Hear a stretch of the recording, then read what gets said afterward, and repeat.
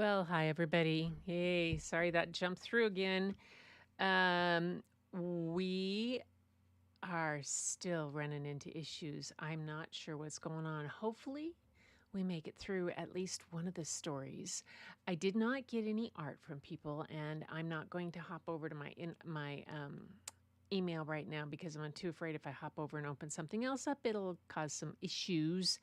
And instead, I'm gonna jump right into a story tonight, and hopefully we make it through one. And then if we make camera, I just looked just now, and I've been running speed tests, and it keeps cramming. So I will. Yeah, I know, but if I open something else, it's just we're just gonna we'll get it in, and we'll see what happens. If not, I'll have to record. I'll record something, but yeah, we'll get that for the next time when I'm back. Anyway, hopefully this is going to hang with us tonight. Yeah. Yesterday, um, what was it? Yesterday? No, Friday. Friday. Uh, the enhanced driver's license thing has gone in, and everyone has to have their enhanced driver's license at least applied for by May 7th of here in Washington State. I got mine when I renewed my license 6 years ago, but my license is coming up for renewal. So I had to get it renewed before May 17th. And I needed a new picture. And if you need a new picture, or if you're over 70, which I'm not quite over 70, but I still need a new picture, you have to go in for an appointment. They can do it online now or by mail. But unless you have that, you have to go in for an appointment, and by appointment. You can't just drop in. And not all the places take appointments now. And I drove the closest, the earliest one within 100 miles of my house was on this past Friday. Otherwise, I would have been, the next appointment was after my license expired. So we spent a wonderful day on Friday driving up to Port Townsend and getting that taken care of and all that wonderful stuff. But it was a beautiful drive. We went to Fort Flagler and went out and about and had a wonderful day. It was sunny, but boy, if you need to get your driver's license renewed, hello, it's a chore these days. Anyway, we're going to hop in. Yeah, it is. Yeah, when I went on to make an appointment, I went for within 50 miles of my house, and there were no appointments until May 27th. And the closest one was at Lakewood, which is down by the military base, and and then I could go to Chehalis, which is way farther. And I was like, what? It was crazy. It was crazy, but we made it an outing, and we made it fun. So, as for fun, we're going to start out with the lighthearted fun story that I have for us tonight. And it is by Kallie George, and its pictures are by Ellie, McKay. They are photographs of dioramas that they made. That's the artwork is done as photographs of dioramas made for this, which is really fascinating.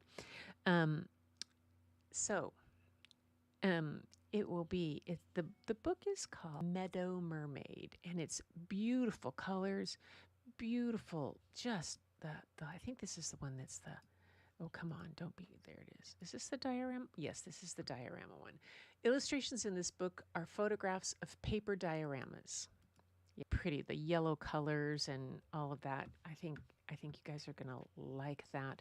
So we are going to hop down to the book sharing scene, which is right here. And hold it. That doesn't look right. You can't see me. Hang on.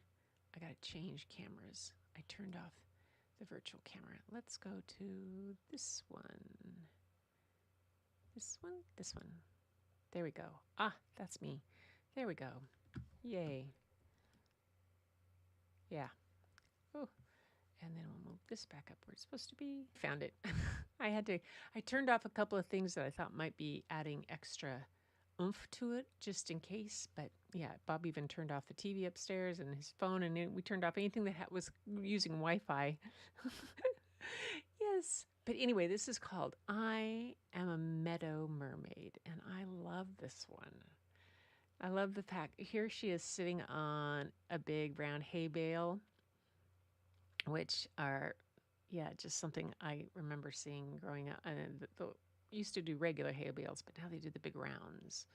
Especially in eastern Washington, there's some of the largest growers of hay in the world are over there. So I am a meadow mermaid.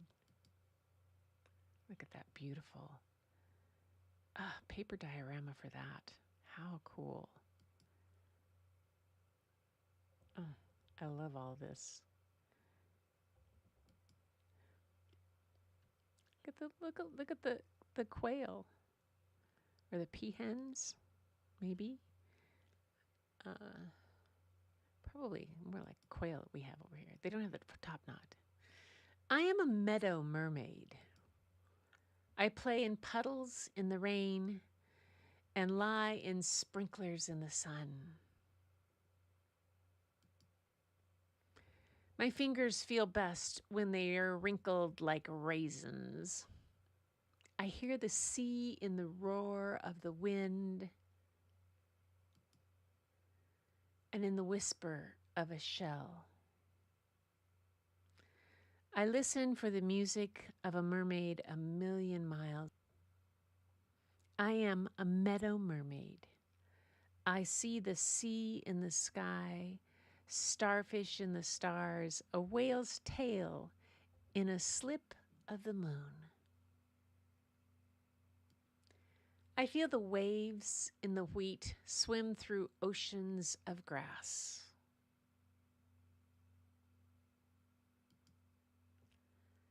And hide in coral-colored flowers. I listen for the music of a mermaid a million miles away and hear the shout of a shipwrecked sailor? I am a meadow mermaid. I can swim through choppy seas. I can spot a shipwreck through the waves of wheat and help a stranded sailor.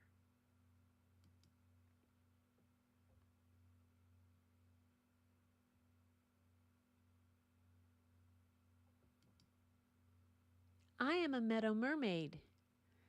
I am Mila.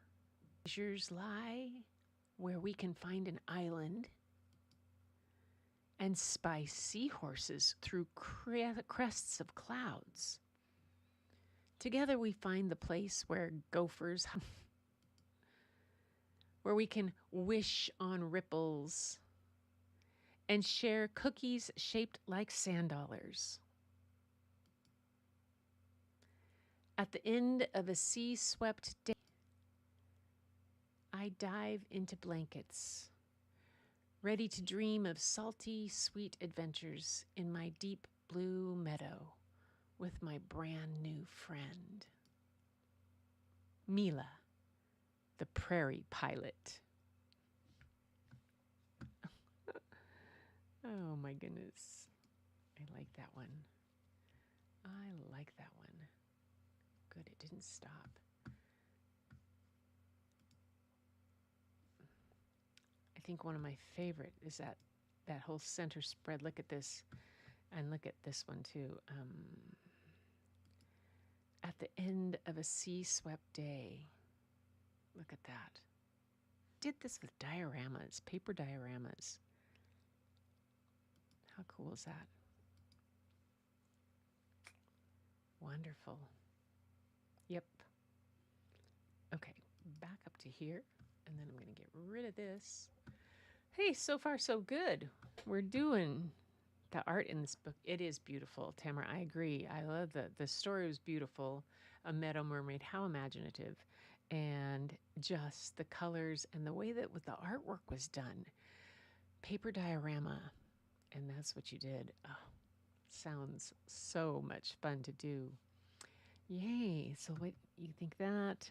Everything on the coast around, we made round belts. Yes, they're easier to roll through. Yeah. How magical is this? I'm glad you like it.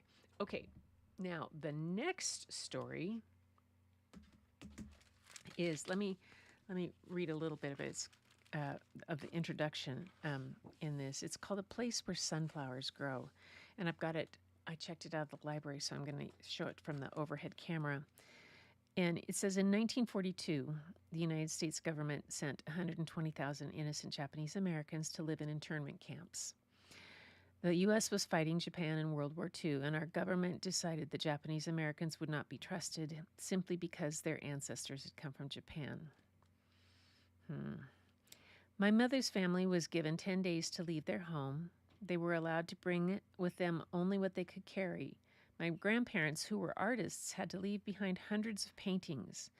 They were ultimately sent to Topaz Relocation Center in the Utah desert, where they stayed for 3.5 years. Life in the camps was full of hardships and injustice, yet the internees did their best to maintain their human dignity. My grandparents turned to what they knew and loved best: art. My grandfather helped to organize Topaz Art School, where he and my grandmother taught and painted. My mother and her brother were also art students.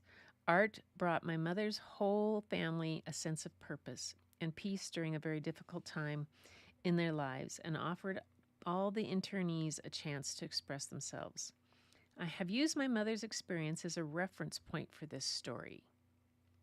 However, the characters and most of the events are fictional.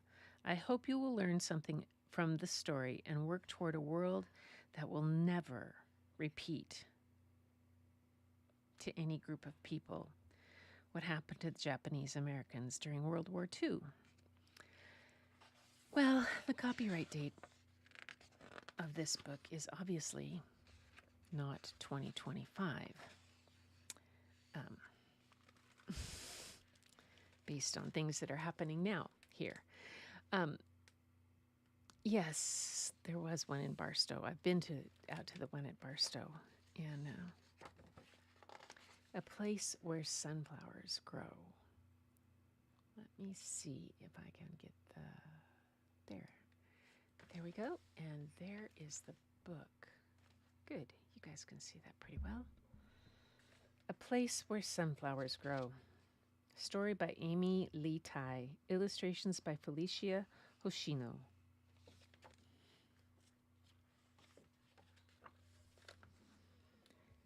Mari stared at the ground. It had only been a week since she and her mother had planted a handful of sunflower seeds outside their new home. Mari asked Mama, "Will these flowers grow as tall and strong and beautiful as the ones in our old backyard?" "It will take time, patience, and care," Mama replied gently. "Flowers don't grow easily in the desert," Mari repeated in English. She glared at the sand like the hot May sun, as if that might make the seeds spring to life. But all she saw were dry grains of sand. As she watered the seeds, Mari thought about her family's little house in California. Her parents, who were artists, would paint while Mari and her older brother Kenji played alongside in their flower-filled backyard. Had it only been 13 months since they were forced to leave? First, they had to live in a horse stall that smelled of manure in Tanforan, California. Now they were living in a tar paper barrack in Topaz, Utah. Everything but her family had been taken from Mari, and she hadn't done anything wrong. "Mari-chan, it's 3:00 and time for art school." Papa's tender voice pulled Mari back to reality. "Let's not be late, Iko ni." Mari and Papa walked the windy, dusty mile from their home on Block 29 to Topaz Art School on Block 7. They passed beneath watchtowers where military police pointed guns at anyone they feared might escape. Mari clutched Papa's hand. "Mari-chan, Mama and I are worried about you," said Papa. "We know things are tough here, but you barely talk or laugh anymore. Do you want to talk about it?" "Not really," mumbled Mari. "Questions." "Don't worry, Mari-chan. We'll go home after the war ends." They walked the rest of the way in silence. The mountains, the vast sky, and the blazing sun made Mari feel as small as a sunflower seed.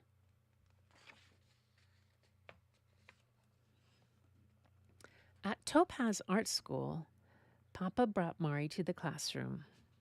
Then went next door to teach the adult sketching class. I wonder if I can get that in focus a little better. Focus, focus. There we go. Mari had hoped to see some friends in class, but she didn't recognize anyone. Mrs. Hanamoto passed out paper and crayons. She said, "For our class, have fun and draw whatever you want." Mari listened to the tapping and swishing of crayons at the other desks, and she thought long and hard, but her paper was still blank as class ended. A few students shared their drawings with the class. Janie drew the pet dog she'd have left behind. Eddie drew his 3 cousins who had been sent to a camp in Idaho. Aiko drew different places in Topaz: the mess hall, the latrine, the laundry room. Mari enjoyed the other drawings, but wished she had one of her own to share.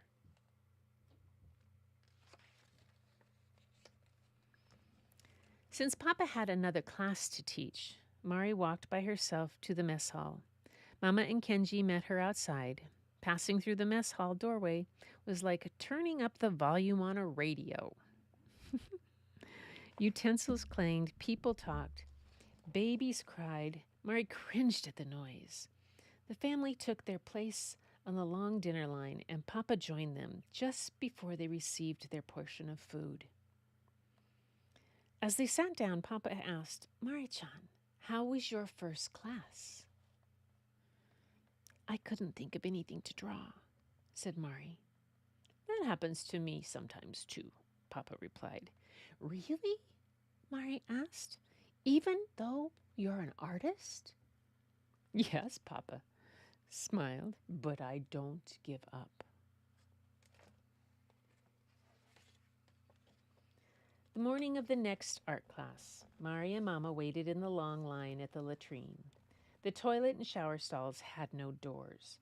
Mama and Mari tried to avoid looking at the other women and girls. Mama asked, "Mari-chan, are you worried about today's class?"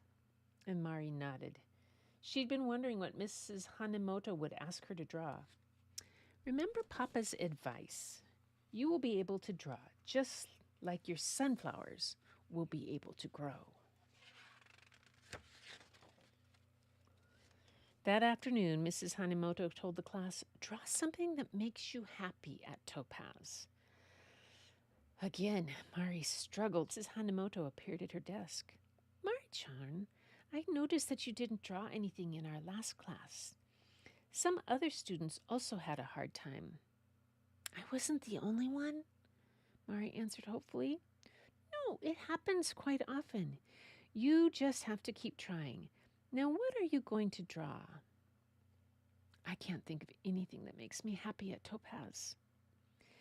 "Then draw something that made you happy before you came here," suggested Mrs. Hanamoto.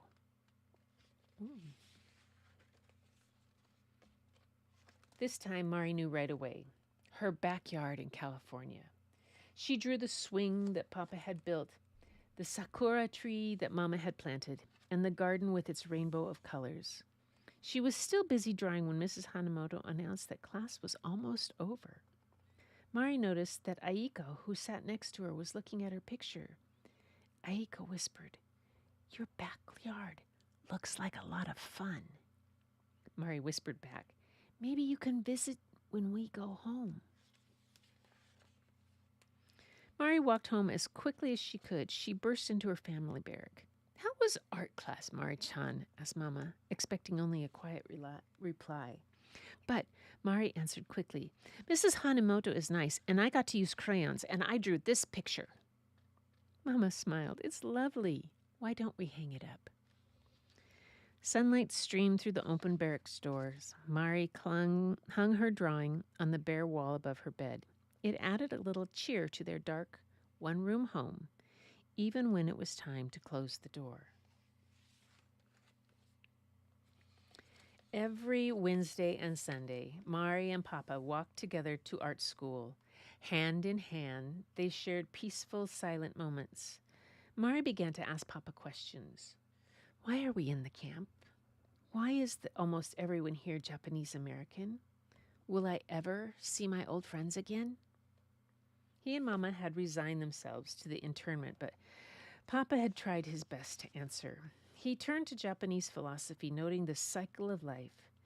Spring comes after winter, and flowers bloom again.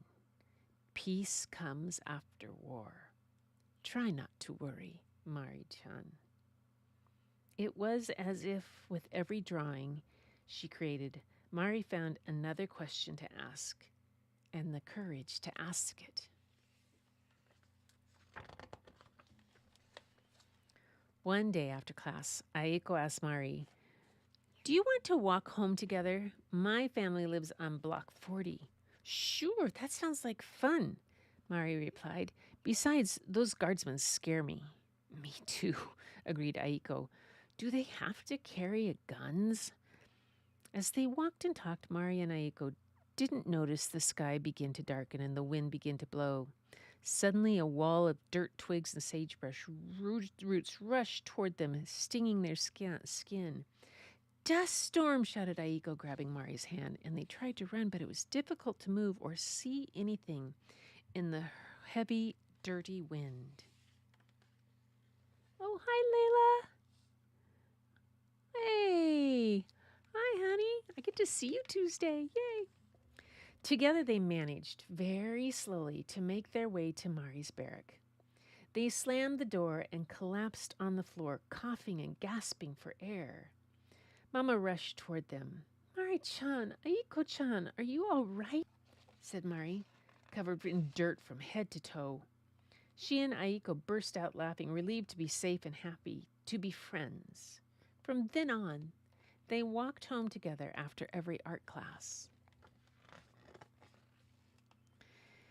In August, during the last week of class, Mrs. Hanamoto said, today, create a drawing using different shapes. Mari drew her family's barracks using rectangles, squares, and a triangle. Then she added circles, lines, and teardrop shape. Her sunflowers. She included Aiko and herself. The sunflowers towered above their heads, so high they couldn't even reach them on their tiptoes. For the first time, Mari volunteered to share her drawing with the class. As she spoke, she noticed Mrs. Hanamoto and Aiko's smiling faces, as cheerful as the sunflowers in her drawing. Mari and Aiko walked home together. Mari looked at her new drawing and said, I've watered my sunflower seeds every day for 3 months now. I wonder if my sunflowers are ever going to grow here. Suddenly, Aiko stopped and pointed and said, You can stop wondering. And Mari followed Aiko's finger to the side of Mari's barrack, where 9 tiny green stems peeked through the ground. Mama, Kenji, come see, exclaimed Mari. She couldn't wait to show Papa when he got home.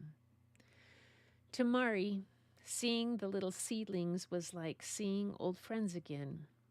In that moment, her old life, and whatever her new life would be after the war, didn't feel so far away.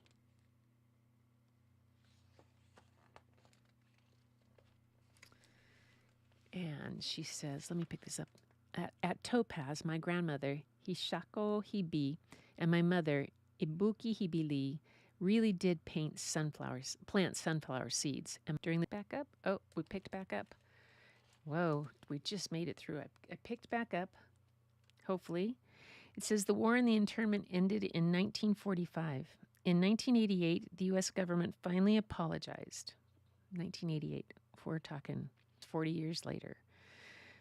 To the surviving internees from the camp. It admitted that the internment was due to racial prejudice, wartime paranoia, and poor leadership. Sound familiar? The government also acknowledged that no Japanese American was ever found guilty of endangering the U.S. during World War II. It says a note about the artwork. The illustrations for this book were created with watercolor ink, tissue paper, and acrylic paint. Felicia based some of her composition on artwork by Hisako Hibi, grandmother of the author and the prominent Japanese-American painter. Children's Book Press is deeply grateful to Ibuki Hibili for offering generous access to Hisako Hibi's sketches and artifacts during the making of this book. You can learn more about Hisako Hibi in her memoir, Peaceful Painter, published by Heyday Books. Wow. That's amazing. A place where sunflowers grow. Obviously, I read the English part, not the Japanese. My friend, hey, yay. Anyway, yes, you guys. Layla, are you still playing? I've seen your basketball games. This girl is playing. She's the only girl on the team. She is kicking behind. Yes, Layla, good job. Yay, good to have you here. And I saw you guys visiting him, or did he come up to visit? He and Chris come up to visit. That's cool. Anyway, yes, I will be at Bucket Fillers. I am heading to Phoenix. It's been rainy, gloomy, awful here all day. Not awful. It's just been gloomy and rainy. And we tried to go out for a walk and got about halfway down the hill, and Aldo said, "Oh, no way." It started to come in really hard. And then it's just been raining all day. But Tuesday afternoon, I fly out to Phoenix, and I will be showing up at Layla's that afternoon, that evening. I land about 4:30, I think. I don't know if your folks are leaving a car for me at the airport or if they're picking me up. Who knows? Or if I'm taking an Uber. Somebody let me know. Anyway, I'm excited to be doing that. And I'm glad that we made it through with only a couple little glitches so far. I do not know. Like I said, you guys, we got all the upgrades possible. I'm stumps. Anyway, but we got better coverage. I'm sorry I had turned off the TV, turned off everything, so we could do this. And that's okay, because this is wonderful. I hope you enjoyed these two stories. A Meadow, Mermaid, and A Place Where Sunflowers Grow. This is a beautiful story. This one is a Caldecott Honor book. The illustrations. Yes. Wonderful. Wonderful. It's getting cold here fast. My nose is cold. Oh, Tamara, that's right. You're heading into the cold time. Oh my gosh, and we're just heading into heat. I'm very excited because it's supposed to be like in the 90s at Layla's when I get down there. Woohoo! Yay! And so that's about it. I'm gonna cut it for tonight there. And unless, hang on, just what had happened here? Woohoo. Okay, let's try something here. Let's see if I can do this. Let's go back. Okay, there's Tamara's stuff from last week. Okay, let's just try something here and get rid of that. But let's see if I can bring in, oops, not that. See if I can see what she did. See if we can see what Tamara did. Okay, here's one of them. Okay, it's not causing me glitches. Here's another one. Pull it in. There it is. Oh, okay. Well, let me see what she says in her email. And then she says, there are 2 pieces from my first etching on photos from 1999, plus an etching with mixed media that I did yesterday in 2025. First Contact is a piece I did on a door size. Okay, so First Contact is, let's close these two. First Contact is a piece I did on a door size acrylic on canvas, also from 1999 in visual arts school. Okay, let's get that whole thing in there. Fortunately, I can dip them. It's a tall one. There we go. Okay, so this is called First Contact. Tamara, that's very cool. Look at that. Yeah, this is called First Contact. It's like a thermal image type thing. On a door size acrylic on canvas? That's crazy. And then, hold it. Let's see. Did I get all 1, 2, 3? Oh, there's another one. Here. This one didn't come in. Okay. That one, hang on. This one is an etching. Hang on. Okay, we got First Contact. Trying to read her email in the background and see what's what. Okay. Okay, 2 pieces from her first etching on photos from 1999. So this is one of them, etching on photos that she did. Cool. Very cool. This is the other one that's an etching on photo. Yes. Oh, hold it, no. This is one. The other etching on photo. Yes. So these 2, let me make this one a little smaller so I can show the 2 side by side sort of. There we go. Cover me. There you go. There we go. Those are the 2 that are etchings on photos from 1999. Very cool. I like that. I like that you did that with those. That is the original color. Wow. I see a face too. I do. I see the face that you etched out on that. What did you etch with? That's my question. Were you scratching out the emulsion? That's my thing, because this is 1999. These would not have been digital. These would have been film prints. And so they would have had emulsion on the paper. An etching tool. So they were film pieces, and so there would have been emulsion on that because they wouldn't have been digital in 1999, I doubt. Very cool. And then, let's see. Let's close these 2 down and get this one. This one. And this is the one you did yesterday, you said? Yesterday. An etching with mixed media that you did yesterday. This is gorgeous. I see from, is it this etching? No. This one. Okay, so the face in that, so you can see the progression, where you've come from, what brought you from there to here. I see that progress. It's very cool. Oops, wrong one. I turned off the wrong one. There we go. I had these in the wrong order. Yeah, the goddess. The goddess. I love your goddess series. You really should consider putting them in a book.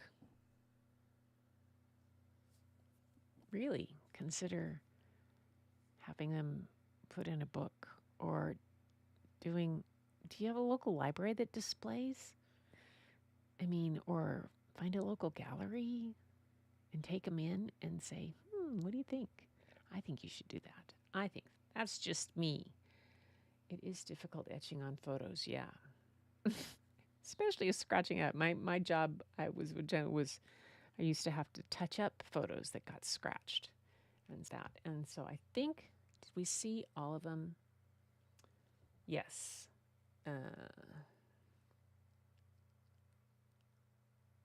No local library. Oh, darn. But I still think you should make a book out of them. That would be awesome. That would be awesome. So let's do. There we go. Okay, so we got this one we showed, yes. And then we showed this one. And we got this one. Yes, I like that one a lot. And I like this one. But my favorite of them all, believe it, you should not be surprised, is this black and white one. I like that a lot. I see almost a tiger head in it. Anybody else see a tiger head? Yeah. I see a tiger head right in just to the right side of the bowl, right there. The eye there. Yeah, that's me. I just see a tiger. Amazing. Absolutely amazing, you guys. So much fun. Yay. Whew. I was able to pull those in. Yeah, we did get show and tell. Okay. So I'm going down Tuesday to Layla's. So Thursday night, I'm not going to, I think I'm going to focus, I'll be with the kids. I think we have basketball or different kind of things. So there won't be a show on Thursday night. I'll see if I get one recorded and can put out a premiere. I'll try tomorrow, but I've got a couple things. We've also got pest control coming by tomorrow, and I've got all kinds of stuff going on. We'll see. The other thing is I've done some more of my tiny paintings. I've completed 17 of them. I think I've completed actually 18, but I only, not all of them are going up in videos. Yeah, I completed another couple more of them that I did. Oh, I did one that's a tiny bridge. I did, these two. Tiny bridge. Did I do this tiny bridge? Okay, here we go. And then the tiny covered bridge. I'm doing, let me put these. Maybe you can see these on this. So these are the tiny bridge. And then this is a tiny covered bridge. I don't have a reference for that one. And this one, I'm just so, watercolor, you're supposed to do it lightly, and I'm just so impatient, and I got it too heavy. But it worked. This is down near where, Layla, remember when we took Buddy to that football team he was those older guys they were a little bit older, and he didn't like that team so much. The guys they were really rough. The coaches were kind of demanding, and we went over to that practice that one time, and there was that bridge and the thing there. We saw the dead fish in the water. Anyway, that was down there by Layla's, and this is just my idea. There's a covered bridge. Some that I've seen. There's one kind of down by where Bryn used to live, and I kind of remember it being like that, but I was just trying to go from memory. I'm not done with this one, but I've been playing with some that, and I have another one that I did here and things. So I've just been doing tiny kind of things for my tiny paintings and playing with that. So that's kind of what I've done. Not a whole lot, and my art and just doodling, but that's okay. That's okay. I hope. So I got smart in there. I like them both. Yeah, watercolor. Especially when you're doing it this tiny, and you're trying to keep your supplies, tiny. I'm trying to keep everything not spread out too much. To get enough water to make it really thin, and then to keep it where I want it to go. And I'm not necessarily doing a pre-sketch. Some of the people that are doing this are doing pre-sketches and stuff like that. And I don't know. I think one of the things, I think I'll just go back to some of the slides that I have of Great Aunt Susie's and some of mine and see how that too. So, although I do like doing them off the cuff sometimes, just because it's kind of like pushing myself to have a little bit of imagination of what it might look like. And then I have to force myself on the perspective on, did I even get close on the covered bridge at all to make it look not wonky, but that's okay. Yay. And the bridge, I do, yay. Thank you.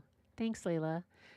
So anyway, you guys, and Linda and Tamara, thank you guys. I so much appreciate your feedback on those shorts that I'm doing of these. They're a lot of fun to do, and it just pushes me in that other area of creativity of trying to get the editing done and whatnot. I had plans, to do a whole nother series on my photography channel on stuff, and it hasn't come back together. Don't know why, but it hasn't come together. What do you think, Twizzle? Huh? What do you think? Twizzle's sitting over here looking at me like, are you done? Are you pushing it? Are you being risk taker here because it hasn't died on you and you're just going to go for it? Freehand is good too. Thank you. Yeah, it is. Freehand is good. I think, and I like that. I like that abstract aspect.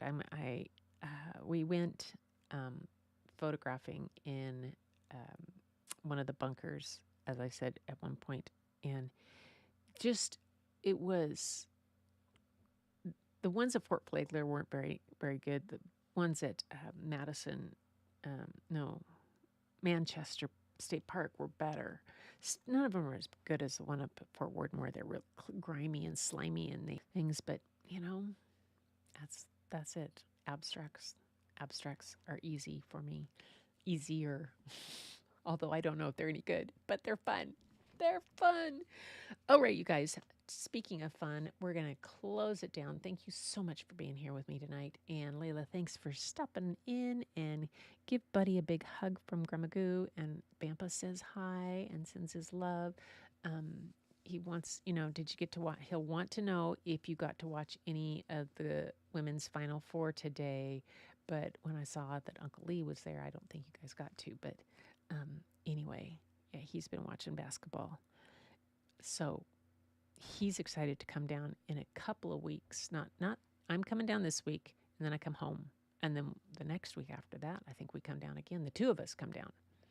Yeah, so I'll come down Tuesday to Friday, fly home Friday, and then Saturday drive down to Rory's for her birthday.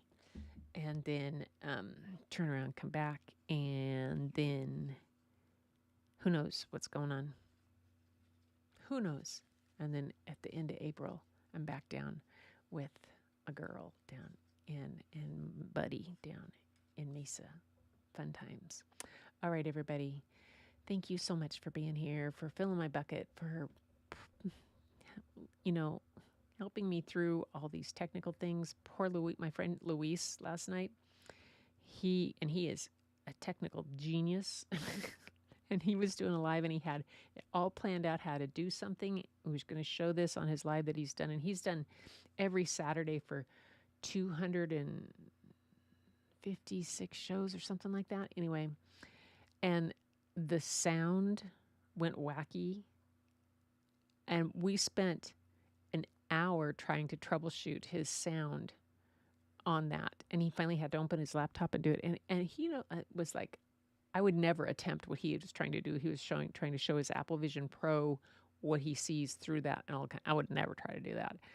But it was like, okay, we just kept going, and and I realized, this is what happened when you do lives. Live happens, and oh well, it happens, and you do your best, and it's okay. I am excited too, everybody. So thanks so much for being here. And I will see you next time. I'll try to get one recorded for you to put up for Thursday, because I'm going to be hanging out with my girl and my guy. And until next time, everybody, take care. Fill someone's bucket. Get your own filled. And keep looking for the beauty hidden in plain sight. It's all around you, but the first place you'll find it is when you go look in your own mirror. And I will see you next time. Oops, that's back to the book. That's the wrong one. Let's try this better. Hey, and I will see you next time. There we go.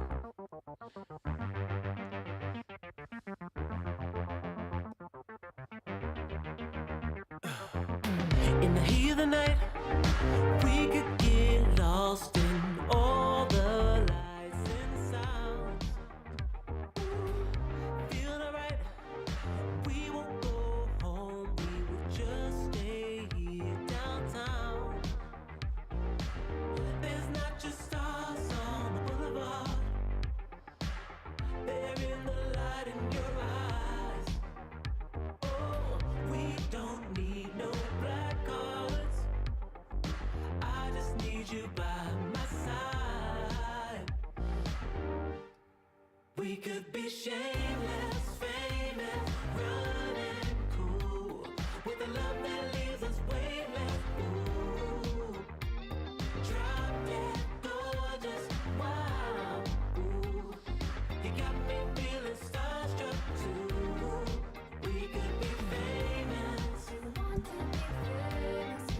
We could be famous. You blow my mind, looking like a model, better than the usual. Yeah, you don't even try, not average or typical. I put you on a pedestal. There's not just stars on the boulevard, they're in the light in your eyes. Oh, we don't need no black cards, I just need you by my side. We could be shameless, famous, running cool, with a love that leaves us weightless. Ooh, drop dead gorgeous, wow. Ooh, you got me feeling starstruck too. We could be famous. We could be famous. We could be famous. We could be famous.